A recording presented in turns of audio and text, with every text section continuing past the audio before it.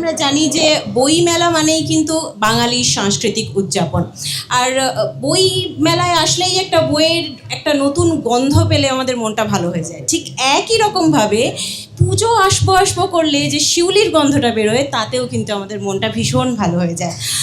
সেই জায়গা থেকে দাঁড়িয়ে কিন্তু আমরা বলতে পারি যে বাঙালির বৃহত্তর সাংস্কৃতিক উদযাপন দুর্গাপুজো, এবং সেই দুর্গাপুজোর সঙ্গে জড়িয়ে রয়েছে শিল্প এবং দুর্গাপুজো একাকার হয়ে গেছে। এবং সেই দুর্গাপুজোর বিবর্তনের যারা সাক্ষী এবং যাদের হাত ধরে সেই বিবর্তন এসেছে, তাদের মধ্যে দুজনকে আমরা আজকে পেয়ে গেছি এবং তাদের সঙ্গেই আমরা আজকে এই আলোচনা এগিয়ে নিয়ে যাব যে শিল্প এবং শিল্পের বিচার, এবং সেটি যখন দুর্গাপুজোর সঙ্গে মিশে থাকে তখন তার রূপ কীরকম হয়।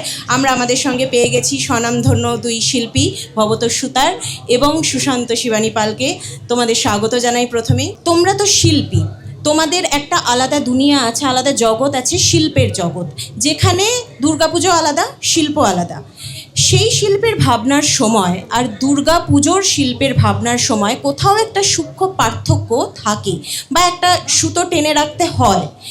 সেই ভাবনায় কোথায় সেই সুতোটা টানতে হয় এবং কিভাবে তোমরা সেই বিষয়টাকে টানো, সেই জায়গাটায় সেই পার্থক্যটা তৈরি করো কিভাবে? দুর্গাপুজোর এই যে গন্ধ বললে না, যে পুজো আসতে আসতে যে শিউলি ফুলের গন্ধ, আমাদের মনে হয় আমরা যারা কাজ করি আমাদের এই মাটির গন্ধটা সারা বছর পাই। এবং এই যে বলছো না যে শিল্পের ভাবনা, দুর্গাপুজো আমার কাছে কোনোটাই আলাদা না। এবং আমার এটা সুবিধা হয়েছে কারণ আমি আর্ট কলেজ থেকে যখন মানে পাশ করে বেরোচ্ছি সেই সময়ই কিন্তু আমার সামনে এই দুর্গাপুজোর মাঠটা বা রাস্তাটা খুলে গেছিল। এবং যার ফলে কি হয়েছে যে আমার শিল্প চর্চার ক্ষেত্র হিসেবে সেটা না আস্তে আস্তে আমার সঙ্গে আস্তে আস্তে সেও বেড়ে উঠেছে। এবং আমার যেহেতু আরেকটা খুব প্লাস পয়েন্ট যে আমার শিল্পচর্চার ক্ষেত্র একটা অন্য ক্ষেত্র, মানে আমার টেক্সটাইল ডিজাইন নিয়ে আমি মাস্টার্স করেছিলাম, তা যার ফলে আমার মানে আমার যে চলনটা শিল্পের সেটা কিন্তু একটা অন্য মাধ্যমের মধ্যে নিয়োজিত ছিল। তো দুর্গাই আমার না শিল্পের ভাষা হয়ে গেছে। এবং ওই আমি আমার শিল্পের আর ওই যখন দুর্গাপুজো করি তার মধ্যে কোনো রকম কোনো ওই মার্জিনাল লাইনও থাকে না, কোনো থিন লাইনও থাকে না। মানে আমি সেটাকে আমার শিল্পের বহিঃপ্রকাশ হিসেবেই দেখি। ভবতোষ তার কাছেও কি বিষয়টা একই রকম নাকি আলাদা? না, একই রকম, মানে খুব আমার কাছেও একই রকম, কিন্তু আমি একটু অন্যরকমভাবে জিনিসটাকে বলতে চাই। সেটা হচ্ছে যে দেখো, আমাদের যে শিল্প চর্চা, মানে এমনি তো ভারতবর্ষ স্বাধীন হওয়ার আগে, মানে খুব বেশি দিনের কথা নয়, আমরা যে আর্ট কলেজে পড়াশোনা করেছি, ধরো সেইটা গভর্নমেন্ট আর্ট কলেজ, সেখানের যে শিক্ষা ব্যবস্থা ছিল, সেখানে যাওয়ার আগে পর্যন্ত এক ধরনের শিল্পবোধ বা যেটুকু চেতনা মানে শিল্প সম্পর্কে ছিল, তারপরে সেখানে যাওয়া এবং যে এডুকেশন পাওয়া শিল্পের, সেটা একেবারেই ভীষণ আলাদা। কিন্তু তারপরে আবার আর্ট কলেজ থেকে বেরিয়ে যখন ওই ধরো তুমি কীরকম হয় একটা বীজ, সেইটা চারা হিসেবে তৈরি হলো, তারপরে যদি তাকে যদি তা দিয়ে যদি ফুল ফল পেতে হয়, তাহলে তো তাকে একটা সঠিক মাটিতে বসাতে হবে, তাহলে তোমার সেটা নিজস্ব মাটিতে বসাতে হবে। আর্ট কলেজ দিয়ে বেরিয়ে কিন্তু আমি আর কোথাও নিজেকে খুঁজে পাচ্ছিলাম না, মানে কোথায় আমার শিকড়টা চালাবো, তার জন্য তো আমার সংস্কৃতির মাটি লাগবে। এদেশেই সম্ভব ফোক আর্ট, অমুক আর্ট, তমুক আর্ট, এত আর্টের ক্লাসিফিকেশন আছে, এটা ইউরোপে কোথাও পাবে না।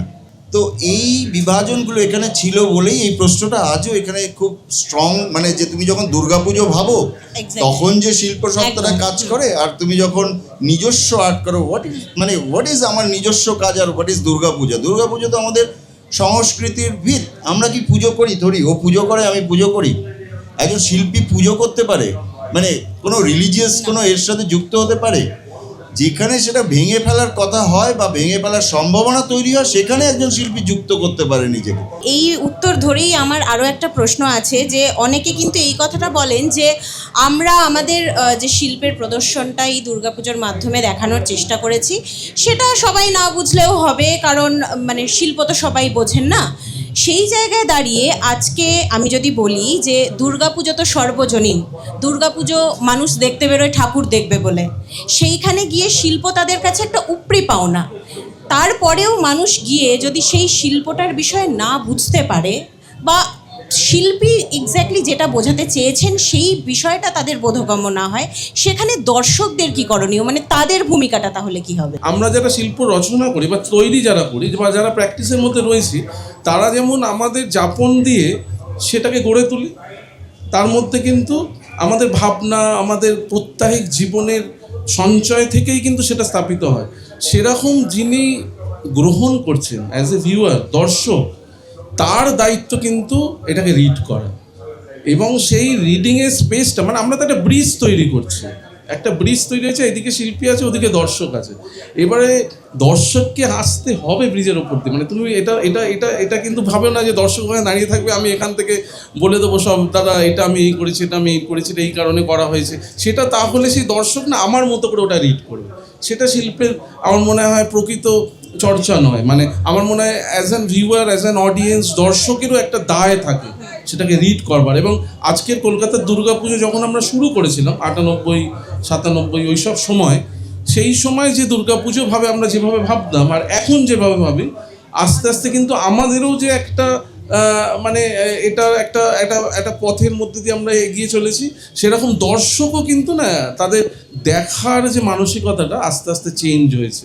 এইটাই তো হচ্ছে সব থেকে বড় মানে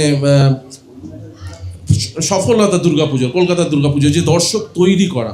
এবং দর্শককে যদি আমরা তৈরি না করতে পারি, দর্শকের ভেতরে যদি এই ভাবার যে চেতনাটাকে যদি আমরা জাগ্রত না করতে পারি, তাহলে কিন্তু শিল্পটা খুব স্ট্যাটিক হয়ে থাকে। আমার মনে হয় কলকাতার দুর্গাপুজো নিয়ে এত চর্চা হচ্ছে বিকজ অফ দ্যাট, যে এটা ক্রমাগত একটা এক্সপ্লোর করছে। এই এত বছর ধরে যে তোমরা পুজোর সঙ্গে জড়িত এবং পুজোর বিবর্তনের সঙ্গে জড়িত, যে এই যে কথাটা তুমি বলছিলে যে একটা সময় তোমরা যেভাবে ভাবতে বা মানুষ যেভাবে দেখতো, এখন সেই চোখটায় অনেক পরিবর্তন এসে গেছে। আজকের দিনে দাঁড়িয়ে এরকম কোনো রিয়াকশন দর্শকদের থেকে তোমরা পেয়েছো যে রিয়াকশনটা তোমাদের পরবর্তী শিল্প ভাবনায় তোমাদের ভাবিয়েছে যে এইরকমভাবে তারা এরকম একটা প্রতিক্রিয়া, এটাও তো ভাবা যেতে পারে, এরকম কোনো অভিজ্ঞতা যদি একটু শেয়ার? এটা ভাইস ভার্সা। শিল্পী কিন্তু সমাজেরই অংশ এবং শিল্প চর্চা, যে কোনো চর্চার ক্ষেত্রেই, যে কোনো চর্চা তৈরি হয় কেন? কমিউনিকেট করার জন্য। কমিউনিকেশন, এবার কিভাবে চর্চা হবে সেইটা হয় তার কমিউনিকেশনের ভাষা। কেউ গানে করে, কেউ একে করে, কেউ নেচে করে। ঘটনা যেটা হচ্ছে, শিল্পী কিন্তু আলাদা কিছু নয়। শিল্পী বরঞ্চ মানুষের মধ্যেরই, সব কিছুর মধ্যেরই, অর্থাৎ এটা একটা মিররের গেমের মতো চলতে থাকে। শিল্পী সত্তাটা একটা মিররের মতো, একটু স্বচ্ছ আমাদেরটা, চর্চার জন্য মাজা ঘষা থাকে, সমস্ত সমাজের রিফ্লেকশনগুলো একটু বেশি পড়ে ওটার উপর, পড়লেই ওটা কেঁপে যায়। তো সেইগুলোই নানানভাবে ধরা পড়ে, কখনো শব্দে পড়ে, কখনো ছবিতে পড়ে, কখনো যে কোনো অ্যাকশানে, অ্যাক্টিংয়ে পড়ে। সেইখানে দাঁড়িয়ে আমার তো মনে হয়, আমার খুব পার্সোনাল ওপিনিয়ন, যে আমি যেমন দর্শক তৈরি করেছি, দর্শক আমাকে তৈরি করেছে। এবং এইখানে একটা কোথাও সামাজিক দায়িত্ব, রেসপন্সিবিলিটি, শিল্পীকে অনেক সময় আনসোশাল, ইরেসপন্সিবল বলা হয়, কিন্তু অন্য একটা অর্থে দেখলে শিল্পী খুবই রেসপন্সিবল, শিল্পীর হওয়া উচিত, কারণ এটা তার জন্যই তো আমরা মাস গ্রাউন্ডে নেমেছি। আমাকে শিক্ষিত এবং প্রকৃত অর্থে শিল্পী করে তুলেছে কিন্তু মানুষ, এবং তার মধ্যে বেশিরভাগ মানুষ গ্রামের মানুষ। তোমরা দুজন একসঙ্গে, তোমাদের দুজনকে পেয়েছি, একটা প্রশ্নের লোভ ভীষণ করছে আর কি, না করে থাকতে পারছি না, সেটা হচ্ছে টালা প্রত্যয় নিয়ে। সামনেই 100 বছর, দেওয়া যাবে তো? উত্তর চাই এবং সঠিক, মানে একদম মন থেকে উত্তর চাই। একদম 100 বছরের ঠিক প্রাককালে আমরা জানছি আবার সুশান্ত শিবানী পাল আসবেন, হঠাৎ করে সেই নামটা পরিবর্তন হয়ে ভবতোষ সুতার হয়ে গেল। কেন একটু জানতে পারি? এটা গত বছর যে বিষয়টা আমি সেখানে করেছি, তার মধ্যেই উত্তরটা লুকিয়ে আছে, যে এই যে বিহীনতাকে আমি খোঁজার চেষ্টা করছি বা তার সঙ্গে আমি নিজের আত্মস্থ হওয়ার চেষ্টা করছি। তারপরে আর কি করবো আমি?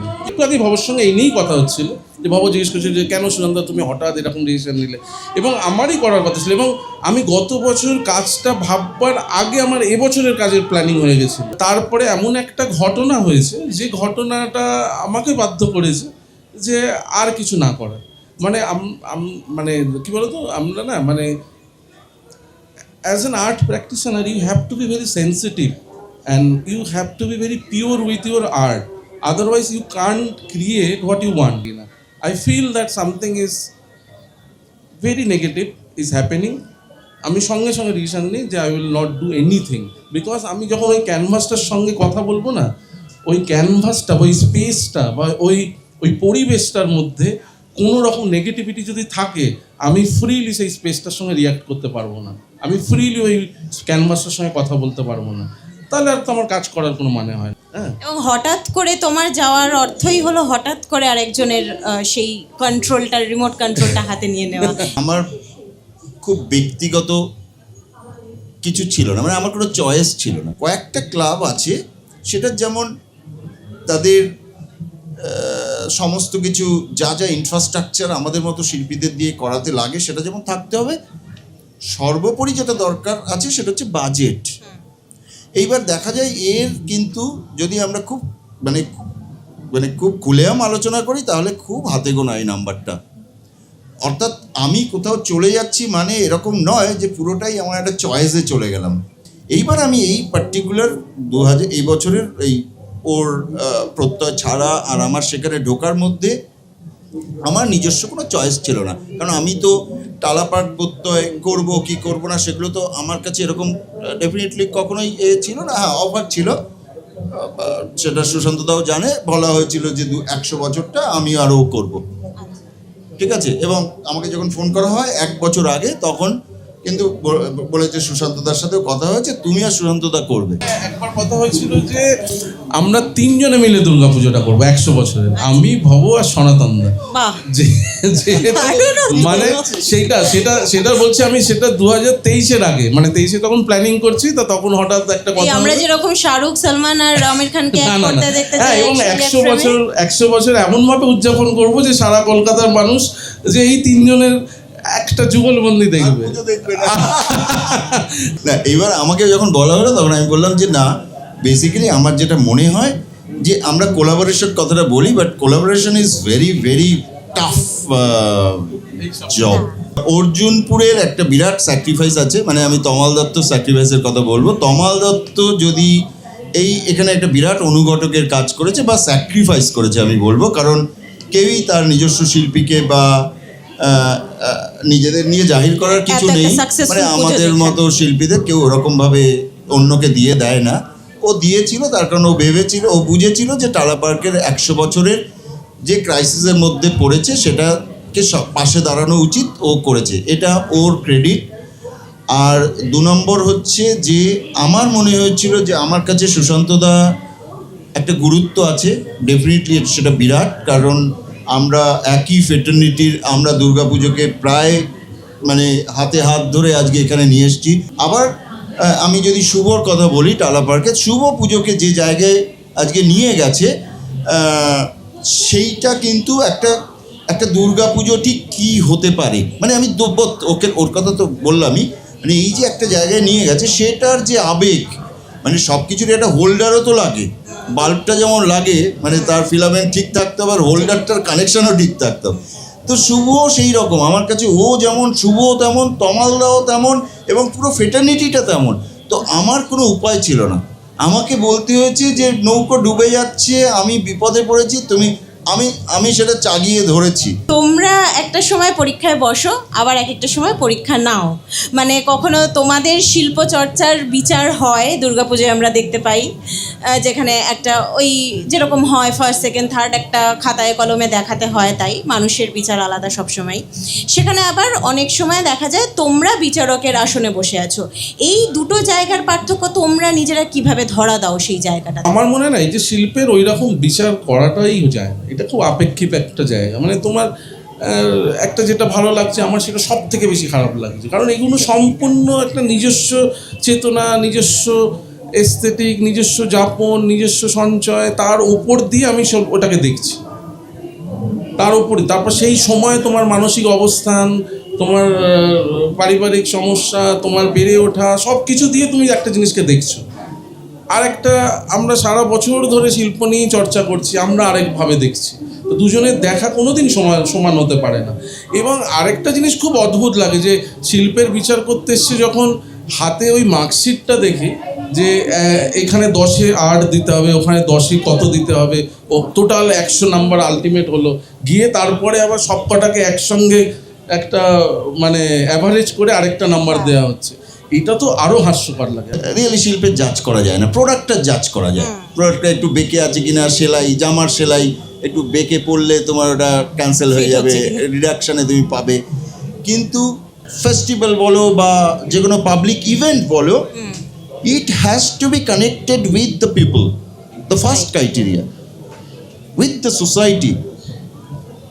সো দিস ইজ মানে দ্য মোস্ট অ্যাডমায়ারেবল, মানে সেইটাকে আমি ফার্স্ট প্রায়োরিটি দিয়ে থাকি, দিতে চাই। একটা মণ্ডপে ঢুকে যখন আমরা সমস্ত সাজসজ্জা দেখছি এবং প্রতিমা দেখছি, তো অনেকেই কিন্তু করেন কি, যে প্রতিমা রয়েছে তার নিচে একটা ছোট প্রতিমা রাখা থাকে এবং সেই প্রতিমাকে পুজো করা হয়। বাকি যে প্রতিমা মানে মানুষ যেটা দেখতে আসে সেটাকে প্রতীকী হিসেবেই রাখা হয়। এইখানে কি মানে এটা কি শিল্প আর পুজো এখানে সম্পূর্ণ আলাদা করে দেওয়া হলো? মানে এই বিষয়টাকে তোমরা কিভাবে দেখো? এটা খুব কন্ট্রোভার্সিয়াল একটা জায়গা, কারণ এখানে ডিপেন্ড করে না দুটো। কারণ এই যে ঘটনাটা যা ঘটলো সেখানে তো দুজন আছে, একজন হচ্ছে দ্য অর্গানাইজার আর একজন হচ্ছে শিল্পী। এই দুজনে মিলে তো যৌথ উদ্যোগে তো এই শিল্পটা সৃষ্টি হয়ে এসছে এতদিন ধরে। এবং যারা কর্মকর্তা, অর্গানাইজার, তাদের 3টে উদ্দেশ্য: একটা, অসংখ্য মানুষ যাদের ভিড় করে তাদের পাড়ায়; দ্বিতীয়ত হচ্ছে তাদের বহু মানে চর্চিত যে পুরস্কার সেটা যেন তাদের প্রাপ্তি ঘটে, হ্যাঁ। আর তৃতীয়ত হচ্ছে পাড়ার লোক যেন পুজোটা ঠিকঠাক করতে পারে, পুজোটার সময় যেন কোনো অসুবিধা হয় না। তো এই 3টে বেসিক তাদের উদ্দেশ্য, আর কোনো স্বার্থ নেই কিন্তু তাদের। আর শিল্পীর আবার সম্পূর্ণ আলাদা, মানে টাকা পাচ্ছি, একটা মানে নিজের মতো এক্সপেরিমেন্ট করবো, দেখিয়ে দেবো কিছু চমক, নানান রকমভাবে ওই স্পেসটাকে নিয়ে সে ভাবনা চিন্তা একদম যেদিন থেকে শুরু করলো, মানে তাকে এনগেজ করালো সেদিন থেকে সে ভাবতে শুরু করলো। এবার করতে করতে করতে করতে দেখা গেলো একটা জায়গা দিয়ে এমন একটা ভাবনা চলে এলো, সে তার প্রতিমাটা কনভেনশনাল জায়গা থেকে একদম আলাদা জায়গায় চলে গেছে। এবার কর্মকর্তারা আলটিমেটলি যত দিন যাচ্ছে প্রতিমার রূপ পাচ্ছে। এটা আমার ক্ষেত্রে অনেকবার ঘটেছে, হ্যাঁ। বাট আমি প্রথম থেকে এগুলো ক্লিয়ার করে নিই, দেখো আমি যেটা বানাচ্ছি তো আমি তো দুর্গাকে উদ্দেশ্য করেই বানাচ্ছি। আমার দুর্গা কিন্তু ওই কনভেনশনাল দুর্গা নয়ই, কোনোদিনই ছিল না, এখনও যা করি তার মধ্যে নেই।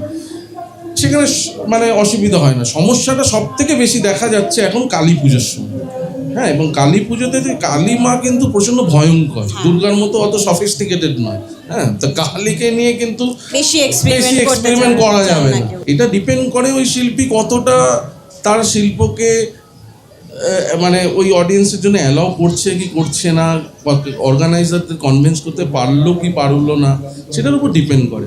আলটিমেটলি মানুষ ঠাকুর দেখতে বেরোন এবং কোথাও গিয়ে ঠাকুরের সামনে গিয়ে নিজেকে সারেন্ডার করার একটা জায়গা থাকে, সেই জায়গাটা করে দেওয়াও কি একজন শিল্পীর দায়বদ্ধতা? দুর্গা বলতে মানুষ একটা জিনিসকে তো লালন করে, তার মধ্যে খুব আমার মাই করে। আমি তার এত কৃতি সন্তান, এত দুর্গার মূর্তি বানায়, কিন্তু আমার মাই পুজোর ডালা নিয়ে পুজো করতে যায়, বা সে একরকমভাবে তার রূপকল্প তার মধ্যে বসানো আছে। সেটা প্রায় দুর্গাপুজোর ইতিহাস কত 100-1 বছর আগে, নাকি আরও বেশি তো হবেই। তো এত বছর ধরে সেটা রয়েছে, তার জন্য তো তাদের খুব একটা দোষ আছে বলে আমার মনে হয় না। এখন আমার এটা নিয়ে আমি খুব বেশি যে মানে কনসার্ন এমন নই। আমার মনে হয় যে সবটা নিয়ে আমি একটা জিনিস বানাই, কখনো সেটা একটু অর্নামেন্টেশন থাকে যেটা ধরে মানুষ এন্ট্রি নেয়, ভাবে হ্যাঁ অর্নামেন্টেশন থাকলে মানুষের অলঙ্করণ, অর্নামেন্টেশন, অতিকথন, ন্যারেশন, এগুলো তো কতগুলো মানুষকে ধরার কতগুলো পদ্ধতি, তার মধ্যে দিয়ে মানুষ অটোমেটিক্যালি তার মধ্যে ঢুকে যায় অনেক সময়। আবার অনেক সময় পারেও না। তবে শিল্পী হিসেবে আমার মনে হয় যে আমরা তো বেসিক্যালি অনেক কিছু বানিয়ে কিছু না করার কথাই বলি, অর্থাৎ আমরা একটা অ্যাম্বিয়েন্স ক্রিয়েট করি। কিন্তু তবে আমার পার্সোনালি মনে হয় যদি আমরা ডেমোক্রেসির কথাই বলি তাহলে দুর্গাপুজোর মধ্যে ওই জায়গাগুলো খুব ওপেন থাকা উচিত। একদিন দেখবে মানুষ মনে করবে যে এই দুর্গাটা আর এই অ্যাটমসফিয়ারের সাথে বা এই পরিবেশের সাথে খুব বেমানান, অর্থাৎ এদেরকে সরিয়ে দাও বা এটা হতে থাকবে এবং হচ্ছে, অনেকটা অ্যাকসেপ্টেড হচ্ছে। শিক্ষার একটা অন্ধত্ব আছে, অশিক্ষার একটা উজ্জ্বলতা আছে, বুঝতে পেরেছো? অশিক্ষার একটা উজ্জ্বলতা আছে কিন্তু, যার চরম প্রমাণ হচ্ছে রামকৃষ্ণ। হ্যাঁ।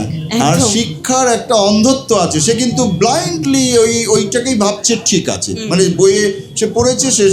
তো আমি একজন স্কলারকে বলতে দেখেছি সবই ঠিক আছে, কিন্তু মূর্তিটা কোথায় বসবে উনি ওটাকে কনসিডারই করছেন না মূর্তি হিসেবে।